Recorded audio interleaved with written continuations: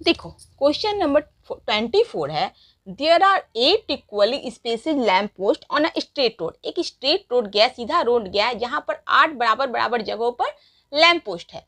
If the distance between the first post and the last post is 73 metre 50, यानी कि पहला post जहां से शुरू होता है जहां पे लास्ट 8वां खत्म होता है, वहां तक की दूरी क्या है? 73 मीटर। यानी कि यहाँ से यहाँ तक का जो पहला शुरू होता है और जो 8वां है, तो इन दो यहाँ तक की दूरी कितनी है? 73.50, 73 मीटर 50 सेंटीमीटर।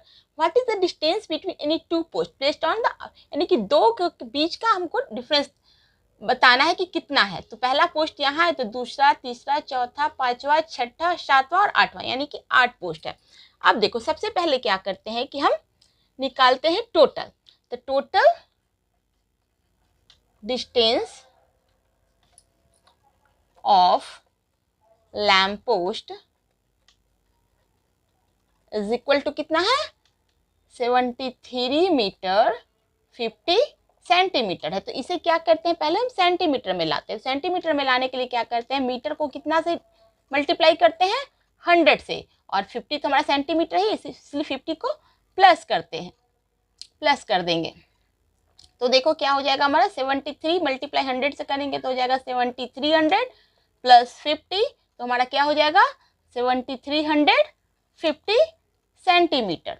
अब क्या करना है, दो पोस्ट के बीच की निकालना है, यानी कि डिस्टेंस ऑफ टू पोस्ट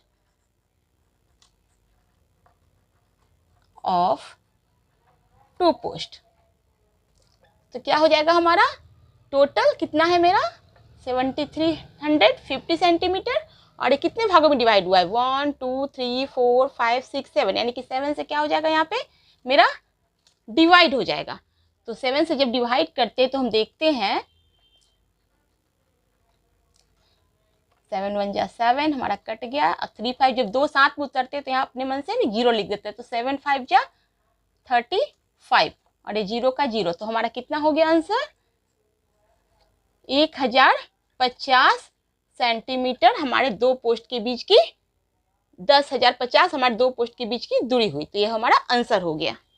देखो 25 में है, the cost of 5 copies of a book is ₹125, यानी कि एक बुक का 5 कॉपी कितने का है? 125 रुपये का। तो हमें पता करना है what is the cost of a dozen copies of the same book, यानी कि उसी बुक का कितना डजन, एक डजन कॉपीज मुझे कितने में प्राप्त होगा। तो डजन का मतलब होता है 12, ये हम लोग पहले जिसे जानते हैं।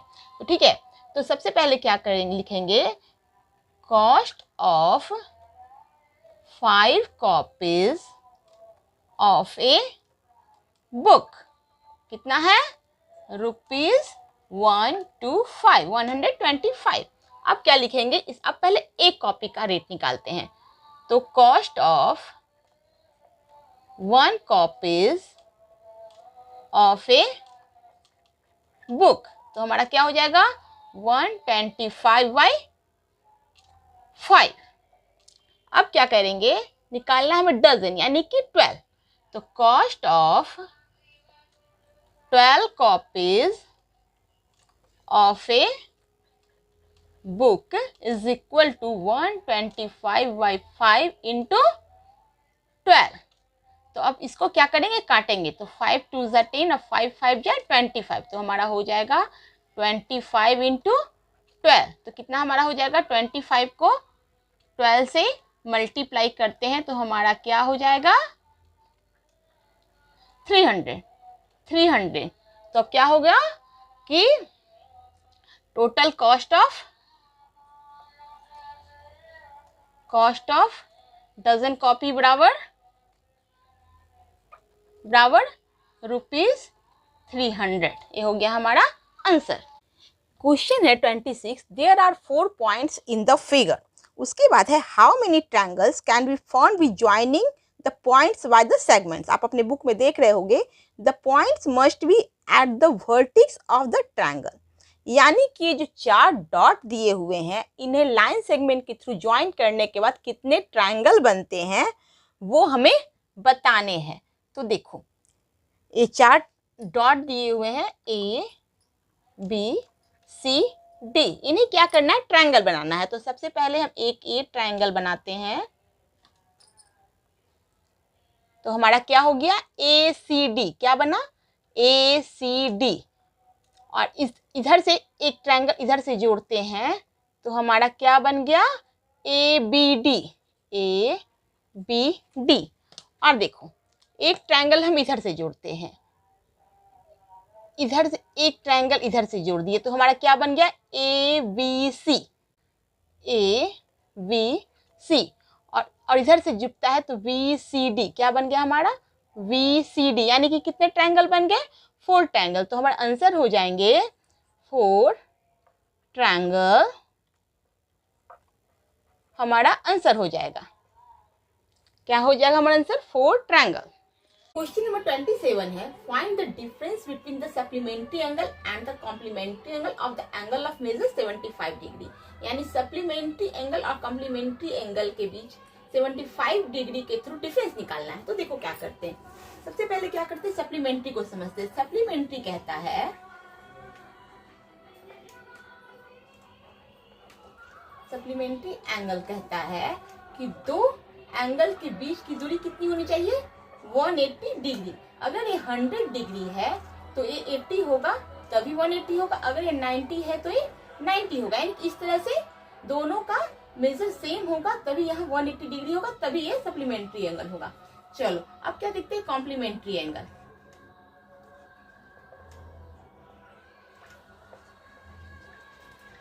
ये दो कोण मिलकर 90 डिग्री बनने चाहिए। यानी कि ये 45 है तो अगला 45 होगा, तभी 90 डिग्री होगा। अगर ये 60 है तो ये 30 होगा, तभी 90 डिग्री। यानी कि दोनों एंगल मिलाकर 90 डिग्री होना चाहिए। अब क्या कहता है कि 75 डिग्री है यहाँ पर। तो पहले सप्लीमेंट्री एंगल देखते हैं।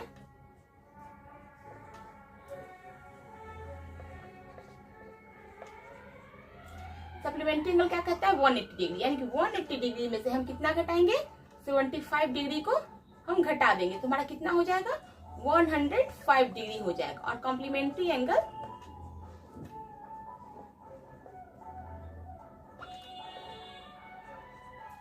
ये कितना होता है, कॉम्प्लीमेंट्री एंगल होना चाहिए 90 डिग्री। तो 90 डिग्री में हम कितना घटाएंगे, 75 डिग्री को घटाएंगे तो हमारा कितना हो जाएगा, 15 डिग्री। अब क्या करना है, दोनों का डिफरेंस निकालना है। तो हम लिखेंगे डिफरेंस। तो डिफरेंस हो जाएगा हमारा, सप्लीमेंट्री कितना है, 105 है। जो बड़ा है उसको पहले लिखेंगे और बड़ा में से छोटा को सब्ट्रैक्ट करेंगे तो हमारा कितना हो जाएगा, 105 में से 15 डिग्री घटाएंगे तो कितना हमारा हो जाएगा, 90 डिग्री। तो हमारा आंसर कितना हो गया, डिफरेंस कितना निकला, 90 डिग्री हमारा आंसर हो गया।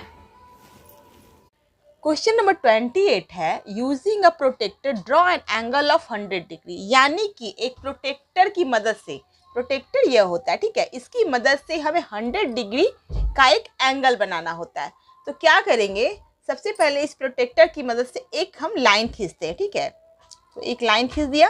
अब हम देखते हैं कि मेरा 100 डिग्री कहाँ है। तो मेरा 100 डिग्री है यहाँ पे, तो यहाँ पर एक डॉट दे दिया हमने।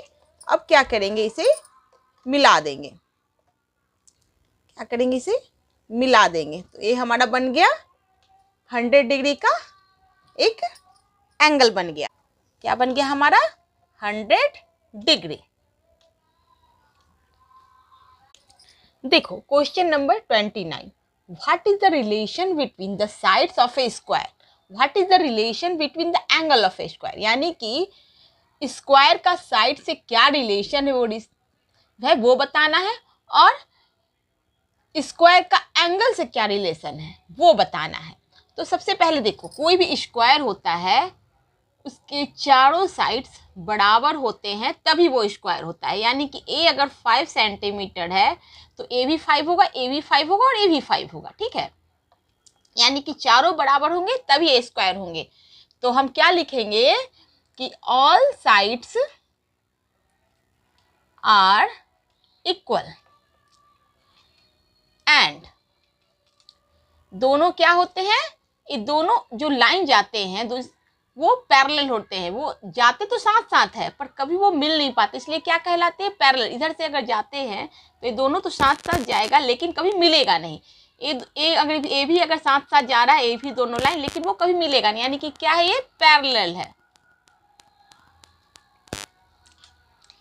और अब देखो इसका जो एंगल है, इसका एंगल क्या होगा, 90 डिग्री होगा, और इसका भी एंगल क्या होगा, यहाँ से भी लेंगे तो 90, यानी कि चारों साइड का जो एंगल है वो 90 डिग्री यानी कि राइट एंगल होगा।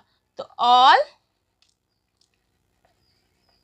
Angles are right angle. Right angle हमेशा 90 डिग्री होता है। तो ये हमारा हो गया answer, all sides are equal and parallel and all angles are right angle. देखो क्वेश्चन नंबर 30 है, find the perimeter of the given figure, यानी कि ये जो फिगर बना है इसका पेरीमीटर बताना है। पेरीमीटर का मतलब होता है जितने भी साइड्स हैं उनका लंबाई हमें बताना होता है, उन्हें प्लस करना होता है। तो देखो यहाँ से यहाँ तक का क्या है, 7 सेंटीमीटर, यहाँ से यहाँ तक का, इधर का 2 इधर का 2, तो 2 + 2, यहाँ से यहाँ तक का, यहाँ से यहाँ तक का 1, तो +1 + 1, यहाँ से यहाँ तक का +1 + 1। लेकिन यहाँ से यहाँ तक का हमको पता नहीं है, तो हम कैसे पता करेंगे। तो देखो यहाँ से यहाँ तक का 7 सेंटीमीटर है, और यहाँ से यहाँ तक का 1 और 1 सेंटीमीटर, यानी कि यहाँ और यहाँ का 1 सेंटीमीटर है, यानी कि 1 + 1 2, 7.5 में घट जाएगा। तो 7 में से अगर 2 जाता है तो कितना बचता है, 5। तो यहाँ से यहाँ तक का हमें लंबाई निकल गया क्या है, 5, तो +5। इन सबको जोड़कर जो आंसर आएगा वो हमारा आंसर हो जाएगा। तो 7 2 9, 9 2 11 12 13 14 15 5 20, तो हमारा पेरीमीटर कितना हो जाएगा of this figure is equal to 20 centimetre.